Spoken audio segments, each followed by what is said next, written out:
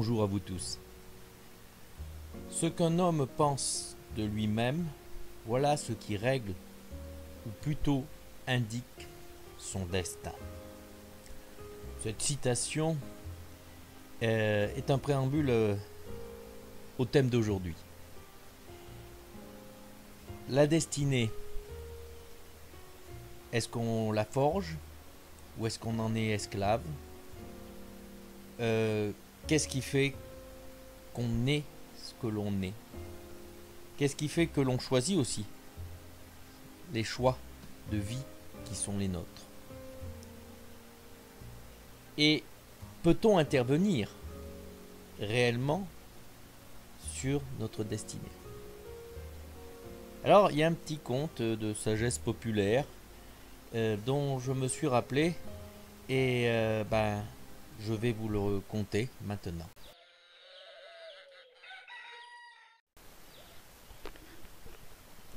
Dans une ferme, il y avait une petite poule. Une petite poule qui était une bonne mère. Elle prenait toujours soin de cacher son nid dans des lieux improbables pour que la fermière ne lui ravisse pas sa ponte. Cette fois-ci, elle avait trouvé le nid parfait. C'était dans le potager, protégé sous le couvert des feuilles de citrouille. Mais, on ne sait pourquoi, on ne sait comment, un œuf étranger avait roulé,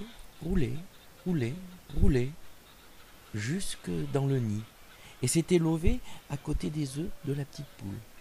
Celle-ci ne s'était pas aperçue qu'elle avait un œuf de trop, et elle avait couvé jusqu'à l'éclosion des petits poussins. Alors, il y avait plein de petits poussins tout jaunes, et puis il y avait un poussin tout blanc, le poussin d'un aigle. C'est vilain. Mais bon, la petite poule, elle n'a pas fait de différence, et elle a élevé tous les poussins comme s'ils étaient tous les siens, et avec beaucoup d'attention et d'amour. Et les petits poussins se sont mis à grandir. Alors le petit aigle, lui, il a grandi auprès de ses petits frères, les poussins. Puis, de temps en temps, quand il voyait un grand aigle voler au-dessus du poulailler, qui tournait dans le ciel, oh, si haut, que le petit aigle,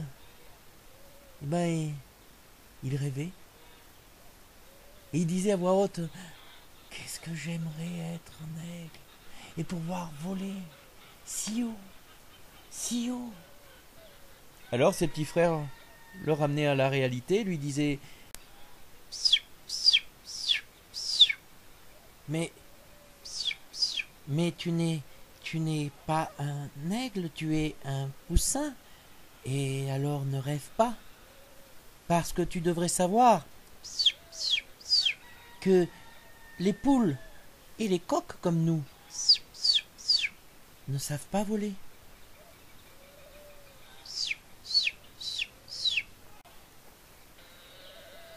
Alors le petit aigle, il retournait vers ses petits frères et picorait à côté d'eux.